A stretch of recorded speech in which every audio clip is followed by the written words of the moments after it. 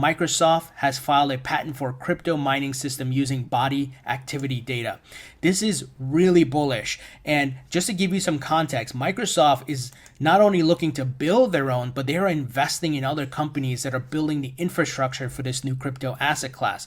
So if you recall, they are partnered with Bakkt. They are one of the investors in Bakkt, and Bakkt will be leveraging some of their technology to launch their respective app, right? And we know Starbucks is part of that. So Microsoft is on board with crypto, and here they have their patent, and it's actually an interesting idea. I personally don't support it, but I'm highlighting the facts here. Tech giant Microsoft is looking to develop a crypto system which enables individuals to mine cryptocurrency using their body activity data, eliminating the need for specialized mining machines. Microsoft published a patent dubbed cryptocurrency system using body activity data on March 26. Their paperwork details a method of crypto mining which exploits data associated with a user's body activity to exercise a new form of proof of work. The document further details. For example, a brainwave or body heat emitted from the user when the user performs the task provided by an information or service provider, such as viewing an advertisement or using certain internet services, can be used in the mining process. So here is a diagram of that was included in the patent, which is publicly available. You can go pull it up. Here it says in the abstract, human body activity associated with a task provided to a user may be used in a mining process of a cryptocurrency system. So essentially, any activity you can do with your body will initiate some sort of crypto mining, and I'm assuming you earn your respective tokens, right, guys? And you will be rewarded. However, what I don't like is, or we don't know as yet, but the data that they may collect on you, I don't know if they're going to sell it, right? They're going to know everything about you if you think about it, and a lot of things about your activities, probably what you eat, what you do, and all that. I personally don't like that. Now, maybe they put the guardrails and the security items in place that data is not going to be released, or you can opt in for it to be released and be rewarded for it, right? So it could be along those lines, but we'll have to wait and see. But nevertheless, guys, one of the world's richest, most successful companies has nothing to do with crypto, right? It's been around for a long time, successful in the internet and computer software industry, and now getting into crypto. Cryptocurrency, which is digital money that's decentralized, so no person or government controls it. It's the libertarian dream. There are lots of other cryptocurrencies, like Ripple, Ethereum, and Dogecoin. But the most popular is Bitcoin, created by Satoshi Nakamoto. Nobody knows who that actually is. Maybe it's Al Gore? He already invented the internet. Whoever they are, they own almost 1 million Bitcoin. The first Bitcoin purchase happened in 2010, and it was for 2 large pepperoni pizzas for 10,000 Bitcoin, now worth about $75 million. Oops. Bitcoin is a transaction recorded on the blockchain, a digital ledger. The blockchain uses cryptographic functions, aka super complex math, to prevent counterfeiting and security breaches. The blockchain is updated by miners, not miners. Every time there's a transaction, miners race to validate it by solving super complex math with their mining computers. The first miner to solve it adds a transaction to the blockchain, and 12.5 new Bitcoin goes straight into their wallet. So it pays to be the fastest miner, but it doesn't always pay to be the fastest miner. Mark of the beast, how does it fit into the narrative? Well, the Bible tells us in Revelation chapter 13, verses 16 to 18 about this mark of the beast. It's the only time that the Bible really refers to it. And the word mark there in the Greek language means it like a tattoo, really, or an etching or something that's scratched into something. So it says it's going to be upon the right hand or the forehead. And it says you can't buy or sell if you don't have the mark of the beast. Now, people wonder all about this. Is it some kind of chip that's under the skin, or computer chip, or barcode? There's been all kinds of speculation. The mark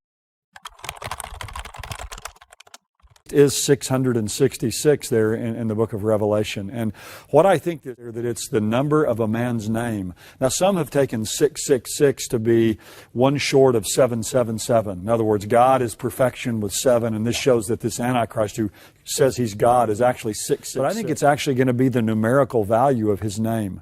In other words, you can, like in the Greek and Hebrew language, you can take the letters of the alphabet. They have numerical value. And so you can take a person's name and actually add that up.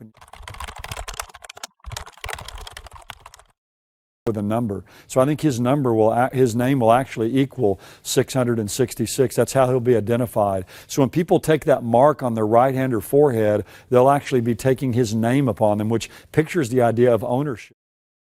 It's a conspiracy theory that's concocted from a deliberate mix of 3 separate initiatives financed by the Bill and Melinda Gates Foundation. Firstly, there's the race to find a vaccine against COVID, a scientific endeavour to which Bill Gates has donated $250 million since the start of the pandemic. Then there's the Digital ID 2020 project, which aims to provide the world's estimated 1 billion undocumented people with digital ID and health cards. And finally, research conducted by MIT to inject vaccines in a special ink subcutaneously, a sort of tattoo that can only be seen using infrared light and can tell who is and isn't vaccinated. Now, those 3 projects do all exist, but they have nothing to do with each other. In some areas of life, bigger is better. But when it comes to microchips, smallness is boss. In May, a team of engineers at Columbia announced a new implantable medical microchip, so tiny it can be injected into a human body with a syringe. It's about the size of a single grain of salt. Chips like this one could eventually be used to monitor, diagnose, or treat medical problems. But there's a twist. The Columbia team's work also collided with the world of online conspiracy theories, much to their dismay. Before we tackle the misinfo, though, here's the real truth about injectable microchips. How do you deal with conspiracy theories? You know, people believe you're tracking people through microchips inserted into the vaccine. I mean, given what you and the Gates Foundation and your former wife Melinda have done to help just save millions of people's lives around the world through vaccinations for polio, nearly wiping out polio. I mean, how do you deal with it when people have these ideas about you? Well, I'm not sure I know how to get rid of it. You know, simple explanations are kind of fun to click on, and they seem to spread and, fill some, okay, there must be, rather than this complex biology, maybe there's just some bad person behind this. We've given billions for vaccines and saved millions of lives. If you just kind of invert that and say, no, we're trying to make money from vaccines and not trying to save lives, that's a popular conspiracy theory. The one about tracking people, I don't know why they think I'm interested in knowing people's locations. That one I still have to laugh at, but if it's holding people back from getting vaccinated, then that's tragic. The presence of social media plus a pandemic is a combination that's never been tried before.